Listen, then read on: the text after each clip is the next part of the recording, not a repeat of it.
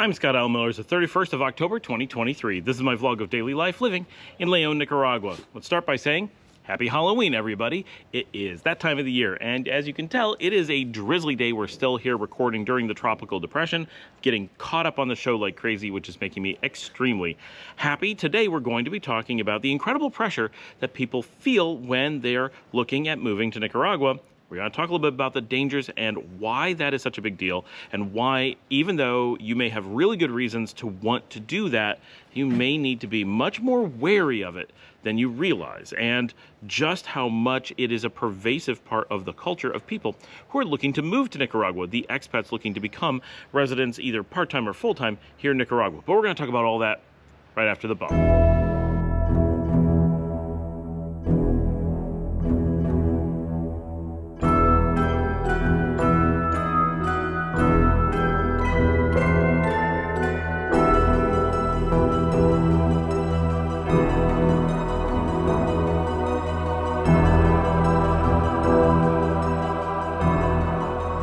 If there's one thing that we see really consistently about expats who are looking at moving to Nicaragua, looking to come here either in a vacation long-term, like they want to spend, I don't know, several weeks to several months here, possibly half a year here, every year on a recurring basis, or people who want to become residents and spend essentially all of their time here, even those who want to spend absolutely all their time here.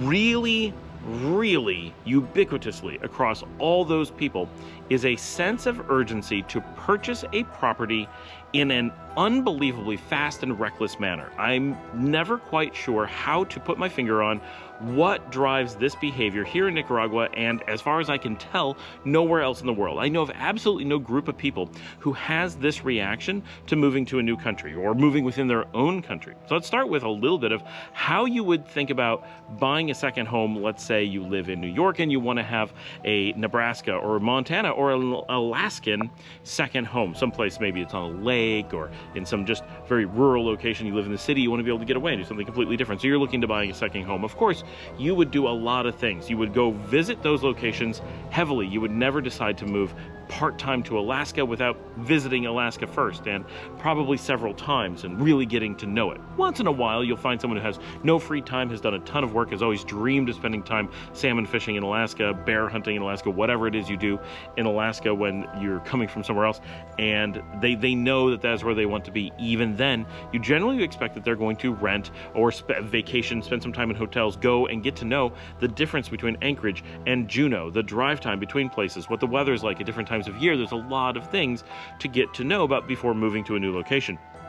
It would be bonkers to imagine someone buying a second home in Alaska without having put in that amount of time. If they then put in that amount of time and said, yeah, this was great, Alaska is the place I want to be, for sure, I like the flights, I like the taxes, I like all these different things, right? Then they're going to hunt around heavily to figure out exactly what town they want to be in, what village they want to be in, what part of that village they want to be in, and find a lot and or a house that really meets their needs. It's a second home, so they're probably going to put even more time into finding one that matches and just is exciting for them.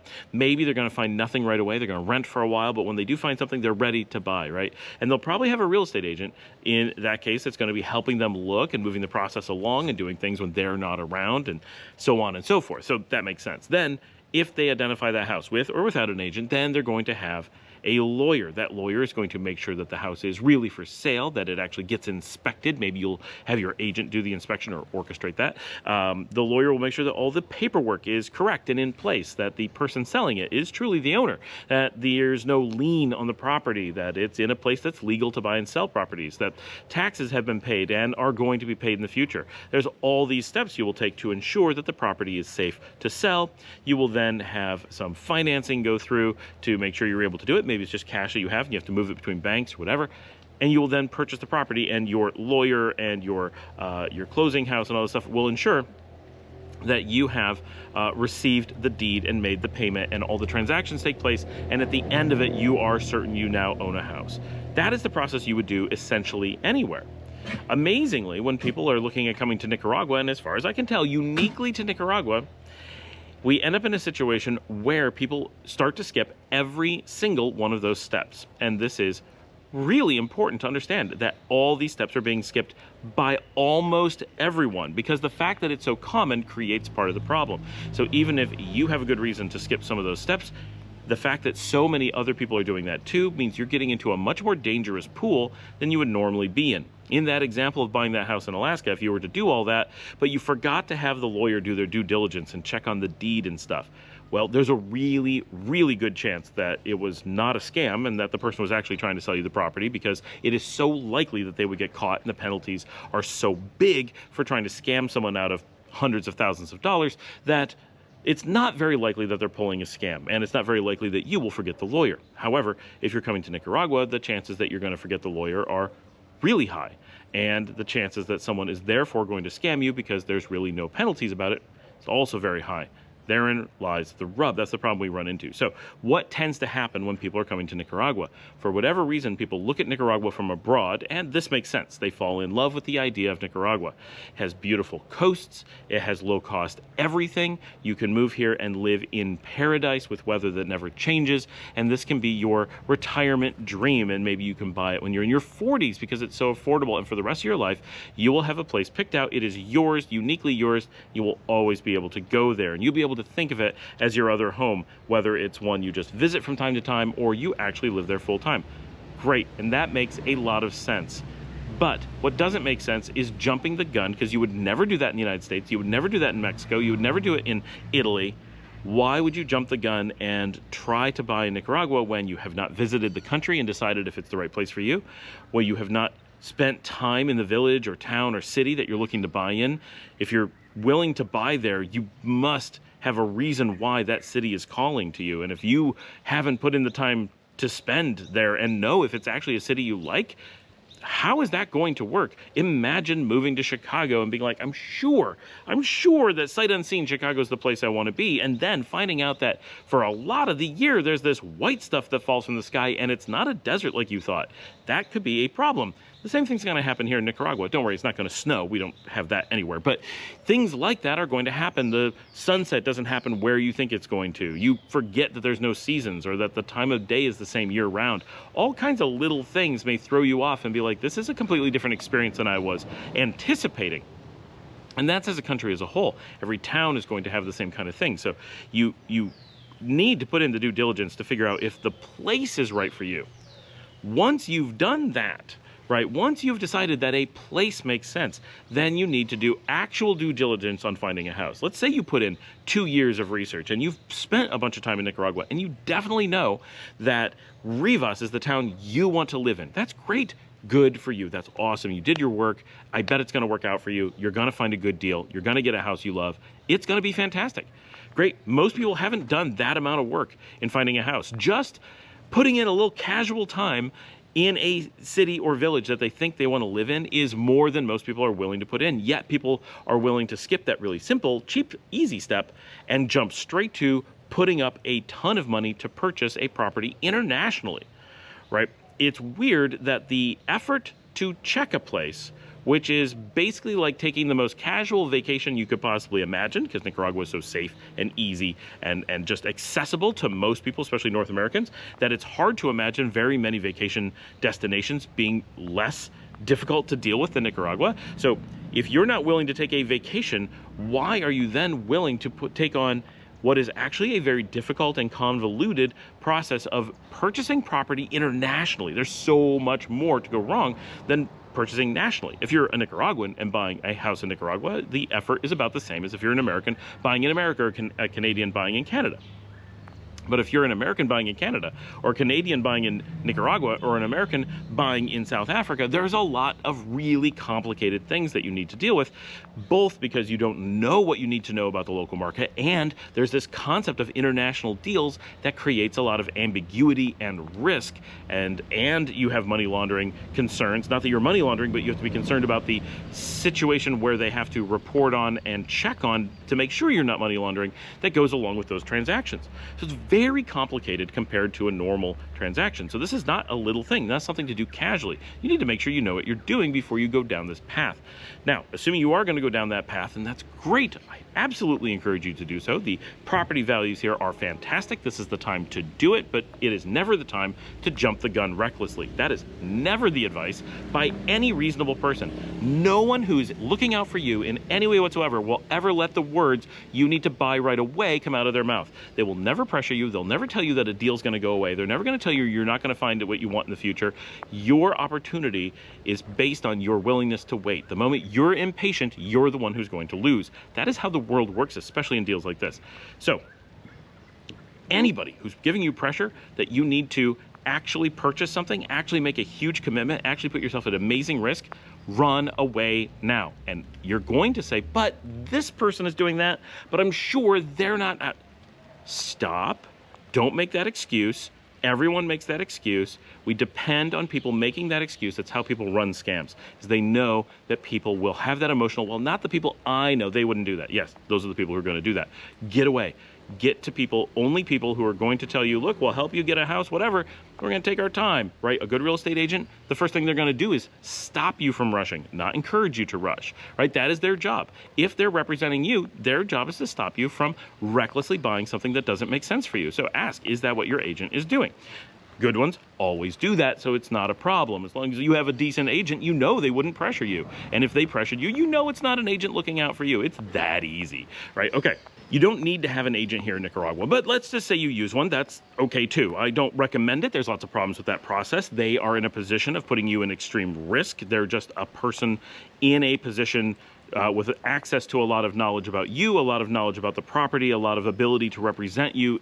They're in, and they don't have the oversight that you have in other countries that you're used to in many cases. So just be aware that they don't add the value you assume that they do, and they create a bunch of risk that you assume that they don't. As long as you are aware of those things and making your own decisions, you're an adult, I think, and you can make your own decisions. But be armed with the truth and don't come at it with a, this is how I do it at home, therefore I can't do anything else. That is you lying to yourself. That is not how things work internationally. Just accept that things are different in different countries and look at what makes sense for you and Nicaragua. But the thing that doesn't change is you need a lawyer. You need someone who's going to look at, once you've made all the decisions, once you've done the due diligence, once you have or don't have a real estate agent, once you do all those things, then no matter what, you need to make sure you have surveys, you have to have a lawyer, you got to make sure that property is free and clear, that it doesn't have a lien, all those kinds of things. The same things that you would be doing if you're in the United States or Canada or anywhere else, you would also do them here. There isn't any magic. I don't have to do my due diligence for real estate just because it's Nicaragua. Yes, Nicaragua is a wonderful place, but it's not a magic place. Right? We have to be realistic that it's still a normal country with a normal legal system and normal people and normal businesses. And those businesses will try to make money. Those people will sometimes try to take advantage of people who are being lazy. And if you set yourself up for crazy bad things to happen, crazy bad things are going to happen because you are making yourself a huge financial target that people are going to struggle hard to resist. How is someone supposed to not take advantage of you when you're essentially begging to have that advantage taken? It's going to be hard for them. It's probably not going to happen. And the problem is the people who are avoiding you will just avoid you. The people you encounter are the ones that aren't avoiding you. So even if 99% of people are like, I'm not going to take advantage of them, you're going to self-select the ones that remain, right? It doesn't matter if you go into a restaurant and say, well, 99% of the people in the restaurant, they're not going to try to sell me anything. But the 1% you interact with is the waitress who's going to try to get you to buy the lava cake for dessert that you didn't need, and your dietitian told you to stop eating all that extra chocolate. They don't care under normal circumstances if you're not supposed to have too much chocolate because you're diabetic. They only care that their tip is bigger if they sell you more lava cake, and you have an agreement with them that you will tip them more if you buy more stuff. So you know they're there to sell you things. Don't get the lava cake. Unless you really want it and it's like, you know, Valentine's Day, then of course get the lava cake or you're going to be in big trouble. Okay, so you're going to need to do all this due diligence, but because so many people come down from the US, from Canada, from a few other places, and they're adamant about they want to buy without putting in the time to get to know the places, without getting to know the property, without being sure, without knowing the community that they're coming into. That's important here. Everything's about personal connections. If you don't have those, you're at great risk. If I'm going to buy a property anywhere, I'm going to make sure I'm living right down the street for a while and know the neighbors and know the situation going on, the drama with the local community. And there's going to be drama, and that's okay, but I want to know what it is. I want to know what I'm getting into, because those things are big factors. I want to know who is buying property in town, who isn't, who's been selling, what things have been on the market for years, who hasn't paid their bills, who has encumbrances, who has liens, who has, time after time had someone investigate a property and not buy it once they found out what's wrong with it. I want to know those things, and you're not going to find those things until you personally put in time in town or have friends in town that are going to give you the lowdown and are willing to spill the beans, because that's not something most people are going to do right away. You're not going to just come into town, buy someone a cup of coffee, and find out all the secret on everyone in town. It's not going to happen. This is a very social culture, and it's wouldn't happen in the US either, but here it's even more so. You need to put in that diligence personally, or you're going to be lacking the resources necessary to be able to make good deals and make good decisions. Assuming you've done all that, once you know, your lawyer is going to need to check every single piece of paper. There's so many things you have to know, and they do it all the time. They know what they need to know, but you need to be aware that if you come down and start short-circuiting processes, you don't take time to get to know the neighbors, you don't take time to get to know your lawyer, you don't take time to vet all the people that you're working with. Every person should be someone you've been working with previously, that you have an established relationship with. You're an extreme degree of risk. Because this market has so many, and I cannot stress this enough, it is so common, it is so ubiquitous that North Americans and maybe Europeans are going to come down and are going to just willingly skip all of the critical steps, their personal ones and their legal ones, their process ones, and try to buy a property either with no diligence whatsoever or using a real estate agent knowing, or they should be knowing, using common sense, that there's no real estate system here yet. There's going to be one in the future. Things are going to change, but right at the moment, there aren't the protections in place, and choosing someone who puts you at even more risk without mitigating factors, right? Without having the lawyers and other pieces to watch over you, you can use a real estate agent, but it's going to cost you more, right? They get a percentage. They don't have access to things like you think they do. The lawyer's got to check over them and watch them very like a hawk, right? But if you have a really good lawyer that you trust, you can do those things. But that was a really important thing that I just said. If you have a lawyer that you trust, if this is your first deal and you're buying from abroad, where did you find your lawyer? Right? Chances are you're going to go online, just like you did with your real estate agent, right? You're going to just find someone who's advertising to you. And let's start with anyone you find from abroad, any property, any person, anything that you're finding from abroad, says the guy on YouTube that you found from abroad, is going to be the people you need to be most wary of, including your lawyer, right? There are so many people who know exactly how North Americans behave because they all do it here. I can take you down the street and find every North American, and 8 out of 10 of them are going to have done something of this nature. Maybe they don't do it anymore, but they did it when they first came. The majority of North Americans and many of the Europeans that Nicaraguans interact with are all trying to do the same thing, which is spend a little bit of money to get a little piece of paradise without doing any of the work or diligence or engaging the common sense that you would use if you were doing the same thing anywhere else in the world. And so they are basically begging, they are advertising that they are targets to be taken advantage of and absolutely open to being hoodwinked. And even the lawyers who market to that world are in a position where there's so much money to be made by taking advantage of people, whether it's just not doing their work or doing work wrong or getting a payoff from someone else. Hey, someone's going to sell you a property. They're going to, well, if someone pays me $2,000, that's like a month's income, 2 months, and it could be half a year's income, depending on, I've definitely met lawyers who are only making $5,000 a year.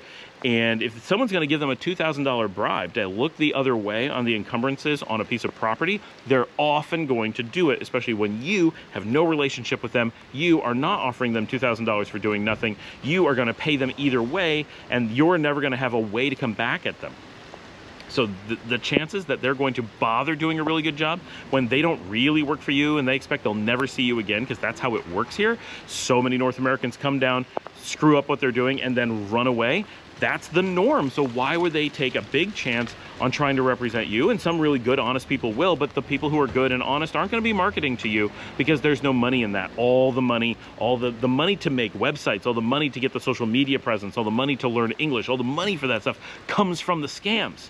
So if you're not running those scams, it's really hard to get out in front of people. And if you're not running those scams, you spend all your time trying to convince people that you're trying to represent them honestly, and that other people aren't, and that it takes time. And the people who are scamming can do it cheaper, right? Because they're not putting in the effort, and they're getting paid by someone else too, and they get whatever, right? I'm not saying everyone's doing it. There's lots of ways to make money, whether it's just not doing a good job or not being capable or getting paid twice for the same work, whatever. There's so much risk. You have to establish personal relationships in order to protect from that risk. And of course, the same thing would happen in reverse. If you were in Nicaragua and you wanted to buy in North America, you go into the United States, you want to do all these same things, and you didn't want to look at a house, you didn't want to check the village, you didn't want to get to know the neighbors, you just wanted to hire any lawyer who advertised services to Nicaragua in Spanish, you would be taking a super crazy high, completely ridiculous, nonsensical risk. But the difference is there are almost no Nicaraguans going to do that in North America, one or two, ever, right? It's so rare, it's unheard of. So there's no market in running that scam. But because the average, far more than the average, the assumed North American coming to Nicaragua is going to set themselves up for this exact scam, the amount of money, the amount of incentive, the amount of everyone is trained that this is how you do it is so extensive that trying to fight through this complete sea of people, lawyers, real estate agents, people advertising houses online, builders, developments, random foreigners who've lost all their money themselves and are now trying to use other foreigners as a way to recoup their money, whatever. There is such a sea of people in a position to make so much money from you by not helping you, but acting like they're your friends, that how will you ever sort through them and find anyone who's actually looking to represent you to actually do a good job? The only answer to that is reliable. You can get lucky, some people do it and get lucky, but they are very few, they are the exception. Almost everybody who comes down and does this has a horror story. But the horror story is not because Nicaragua is a bad place. It is not because everyone's out to get you. It's because you're following a process that essentially guarantees that you must be taken advantage of, because how could it do anything else? So to short circuit this process, to get away from this problem, the only reasonable, consistent answer is you need to move down. You have to personally put in the time, and you have to live here so that you take the time to build the relationships and trust with a lawyer that actually represents you, with an accountant that actually represents you, with a manager or friends or builders that actually are personally tied to you and are going to do the right thing for you. And then they can recommend other people and they can build a network for you.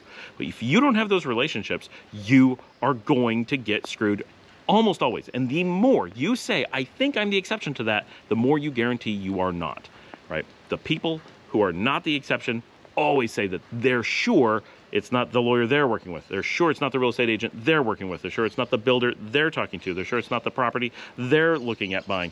They always think everyone thinks they're getting a good deal. I have never had someone come to me and give me a deal that they said they were getting that was so good that I would say, that sounds like a good deal.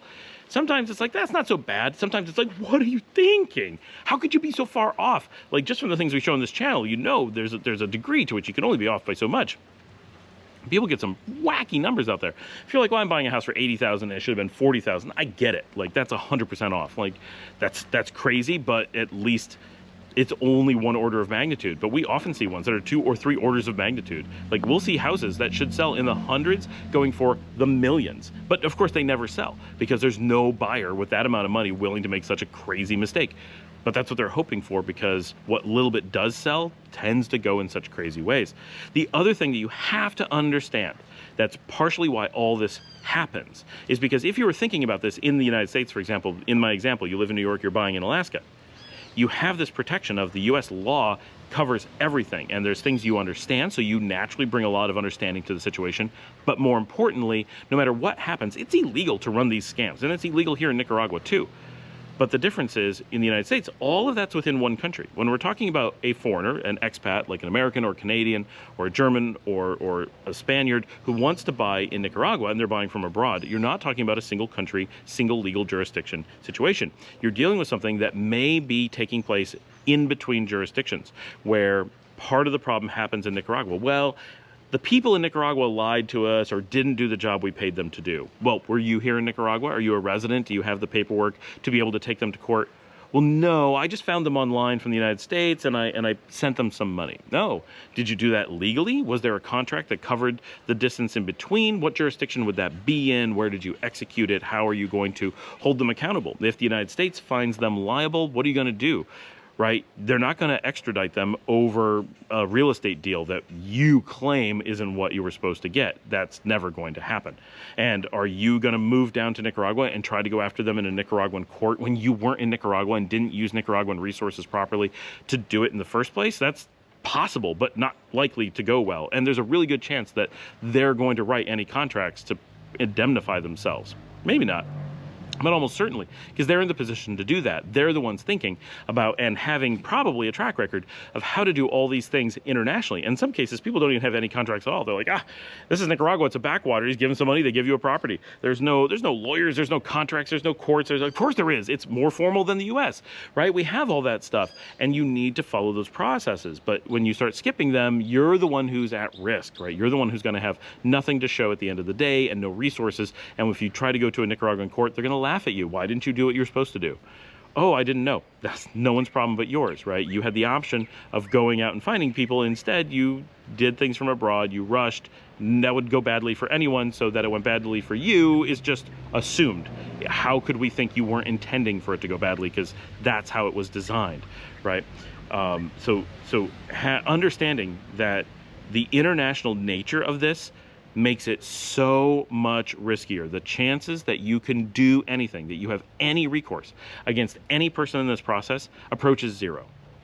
So you are left with the only thing that protects you is having a lawyer that you absolutely trust, and the alcaldía, the municipality that you believe all the paperwork is correct, checking it yourself, checking it with your lawyer, double checking things, trusting people. The same as in the US. Those are the same things. You do not have assurances beyond you trust your lawyer, beyond you trust the city filing that stuff. But because you generally have a relationship and you know how it's supposed to work and you know what it's supposed to look like, that trust is easy to establish. Here it's much harder because it's a new country for you. Any new country is going to be a challenge that way.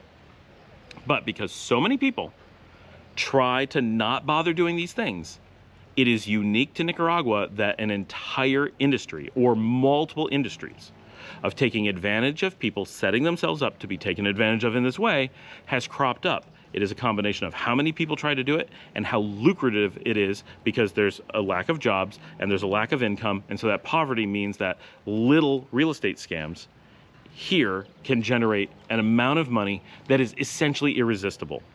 And the number of people coming from North America, because of the giant market with lots of money to the tiny market with very little money, creates a situation, as Scott Adams puts it in economic terms, no matter what you think, you're basically coming from what's known as the stupid rich quadrant. There's so much money to be milked out of that system that it creates an economy that is essentially unavoidable. Even though it feels awful and icky and you wish that wasn't the case, it is not that there's lots of bad people here. It's not that there's lots of bad people there. It's not that anyone's really out to hurt each other. It is that there is so much economic pressure, so much financial incentive created by trying to do things fast and remotely, that it is all but irresistible, all but impossible for there not to be a segment of the population. It doesn't mean everyone, it doesn't mean most people, but that a segment of the population large enough to represent that there's always someone who will assist you in this process by taking your money and not doing what they're supposed to do and putting you at risk, that it will always be there. So because there's so many people doing it, means that even if you have good reasons to do it, you gotta buy fast, you found just the right place, you don't want to lose it no matter what, the risk that you're taking is created by everyone else. It doesn't matter if you would be doing the right thing. If you're in New York and you found a place sight unseen in Alaska and you are just so well read and so well researched and so well financially positioned to be able to do it, the risk is minimal because you're the only one. There isn't an industry to take advantage of that New Yorker buying in Alaska because you're the only one. But here it is, the majority of the market is that way. And so it creates its own economy of taking advantage of that situation. And because of that, no matter how much, some of you have had these conversations with me, that is not what triggered this today, I'm thinking of that partway through, but some of you have had these conversations with me about, well, we've done all this due diligence and we're actually sure we want to move really fast. The risk that you're taking on is unavoidable when you move really fast, because the system has created a scenario where to be safe, you simply must be living here personally before you start making those decisions, or you are exposed in ways that are very difficult to articulate and are myriad. So I ask you to stop and think, why am I rushing? There isn't a need to do so, and even if there is a need, does that need outweigh the intense risk, the unbelievably assumed risk, the absolute certainty that someone is going to try to take advantage of you somewhere along a chain of things where it's extremely difficult for you to detect exactly where it's happening? Thanks for joining me. Like and subscribe. Scroll down below, ask your questions. Let me know about experiences you've had, things that you have going on, questions that you have about this.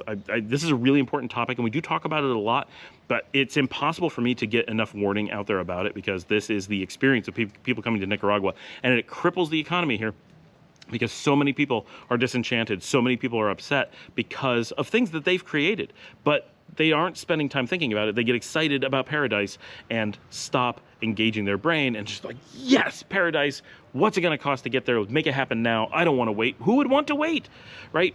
But there's no reason to wait on coming to paradise. Just wait on throwing your money away until you're not throwing it away. Post on social media, tell your friends about the show. If you'd like to help support the work that we're doing here, you can buy me a coffee at buymeacoffee.com/Scott Allen Miller. The links are in the bio below and on the page and just all over the place. It's very easy if you need to reach out to me. My email's on here as well. There's always a way to contact me. All my social media is on here, and I will see all of you tomorrow.